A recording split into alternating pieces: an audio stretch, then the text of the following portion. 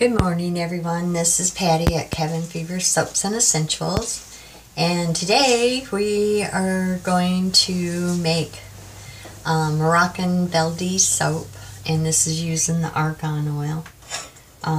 Doing a little series on it, and this will be the second one. Let me get geared up, get my goggles on and my glasses. I hope you can see there. I don't want myself in there, but let me see if I can adjust it. Alrighty. Okay. The first thing I'm going to do is, this is going to be with the glycerin instead of water. So you have to heat up the glycerin and then pour the potassium hydroxide inside it.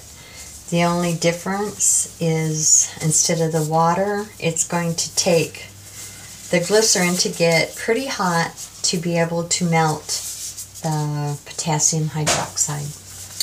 I have extra virgin olive oil that I'm going to be putting in here. And then I mashed up the black olives really good, and it will get mashed up a little bit more once I put it in with the oil. The argan oil from brambleberry will be the superfat. Okay, so let's get started. Okay. I got the glycerin starting to warm up, get hot. I put the extra virgin olive oil in here, plus the mashed up black olives. And again, today it's going to be one of them days trying to be able to focus. I'm just not a morning person. Alright. So let's put this in here, and you don't want to get over it with any time that you use a caustic substance. So I hope you can see that. But you see how it's not dissolving yet, because this has to get hot, and you want to control it. So this is a good learning experience. Just stir it down. And you always want to use an aluminum pot. Nothing else. And you just keep stirring it and watching it until it is clear and it has dissolved. I'm going to turn that down just a little.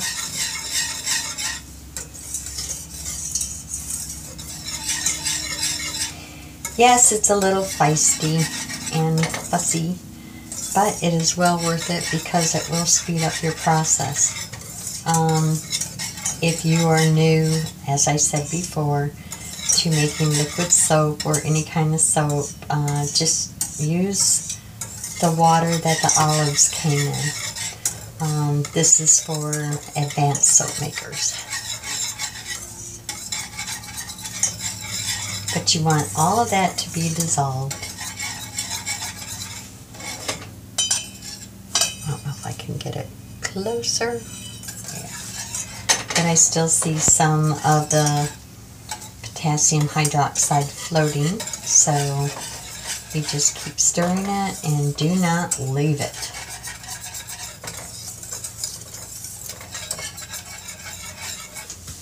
Now I'll turn it up just a little bit more.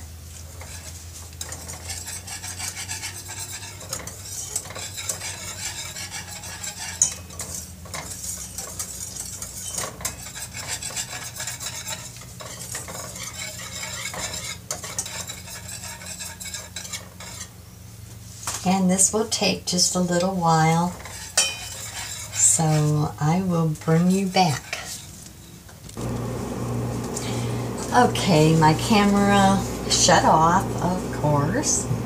So now I put the lye solution made with glycerin already in here, and so now I'm just going to give it a buzz and get it going to a light trace.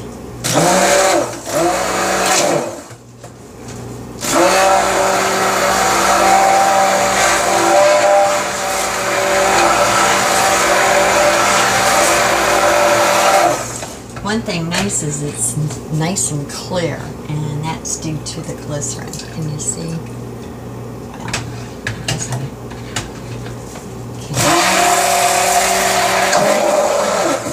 don't want any bubbles in there.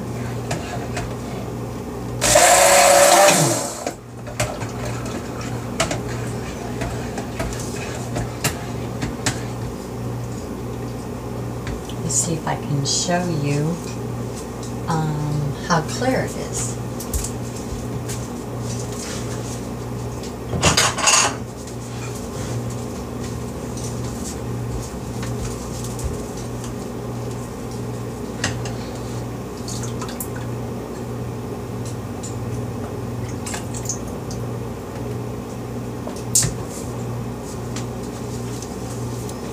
See how clear that is?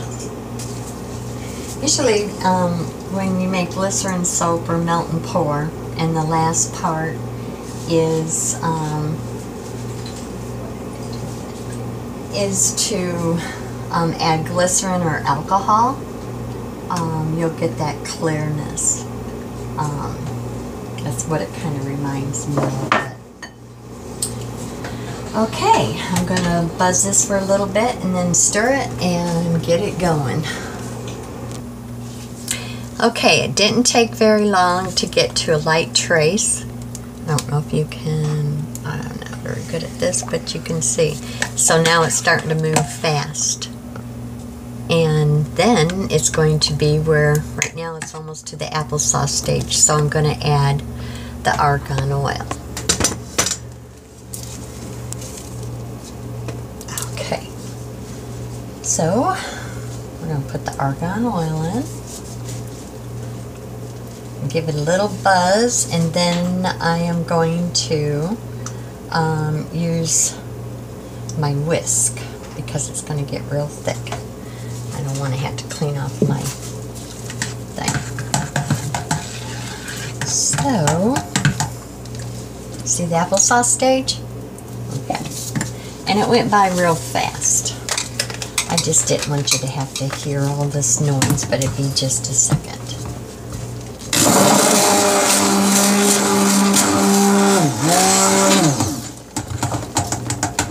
See how thick it's getting? It's still applesauce stage.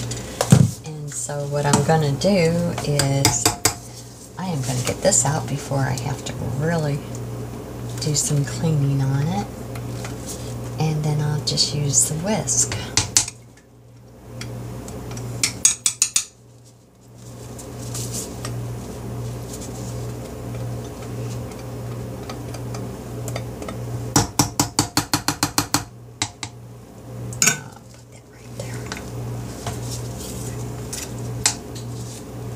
Okay, then I'm going to use this.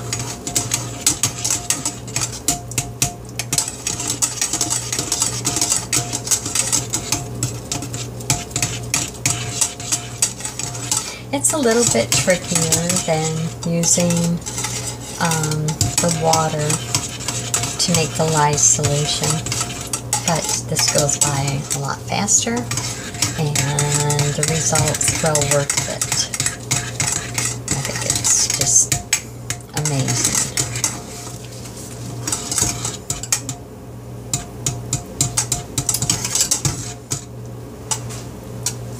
Okay, I will bring you back so you're not sitting here watching this, but you've seen it in the first video, the different stages, so we'll just keep stirring it and all of a sudden it just goes and the cooking won't be as long.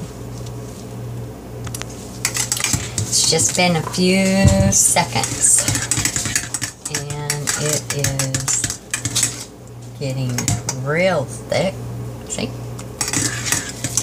So I will keep stirring. And just a few seconds later, look at that. Isn't that beautiful? Okay.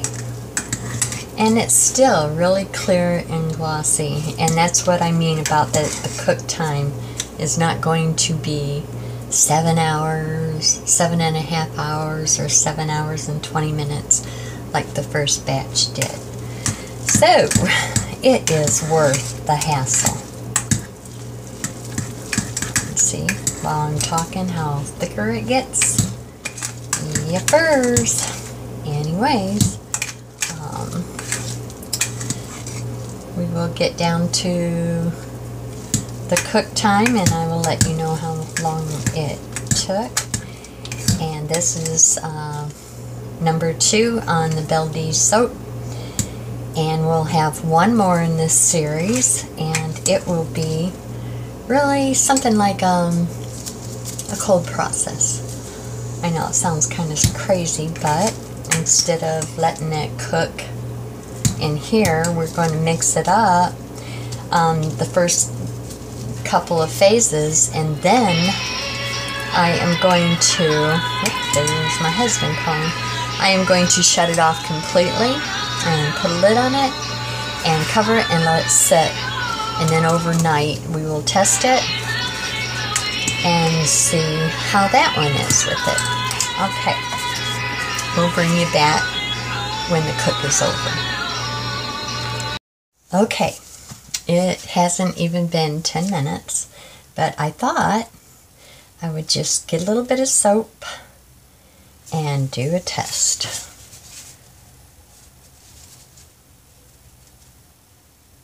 Yeah.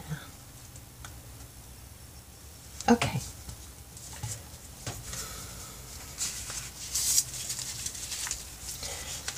Set that back. I haven't even put the lid on it, but this is what I'm talking about using the glycerin.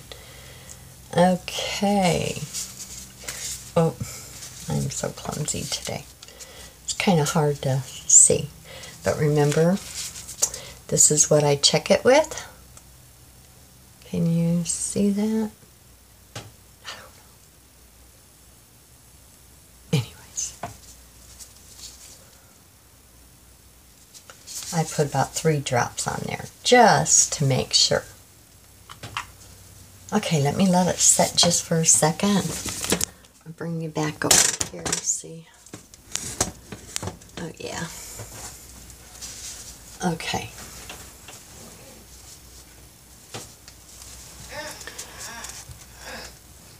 Can you see it?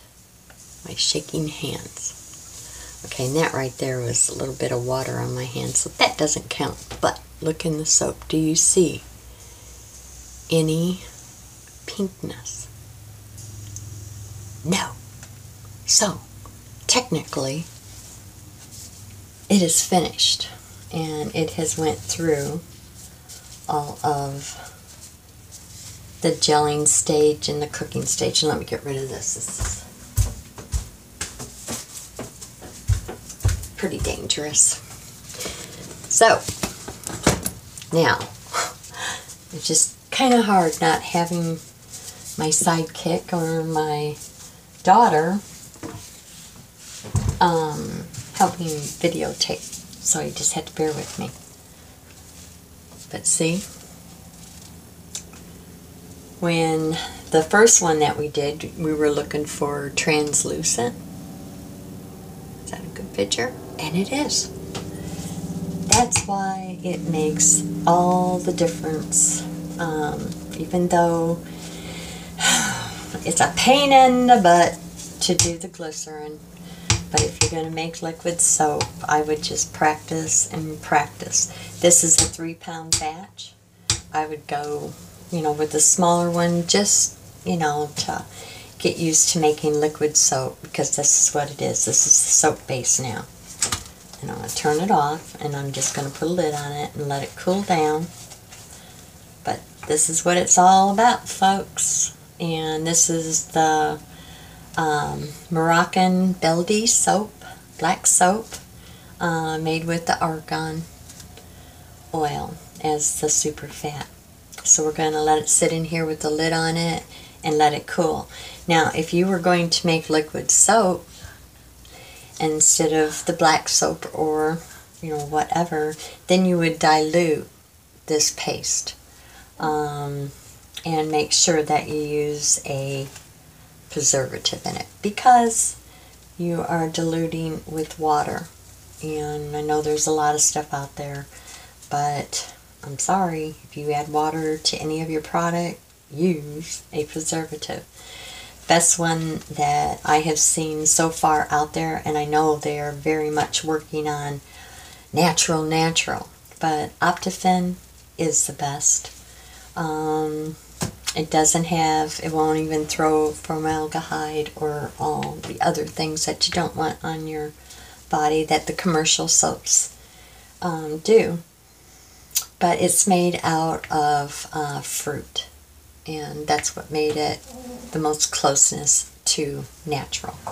So you would take this and you would dilute it, or you can take this and after it cools, put it in a freezer bag and seal it. Put it in the freezer if you were going to use it, or just make it up and then as an order, or if you're just using it for yourself, take a little bit out. Or you can put it in the refrigerator in a bag and just take out what you need. But I hope this helps.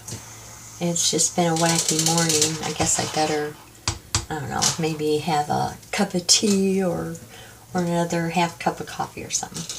But the second part, hope you enjoy.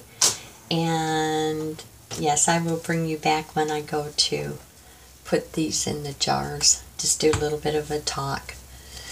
Alrighty, catch you later.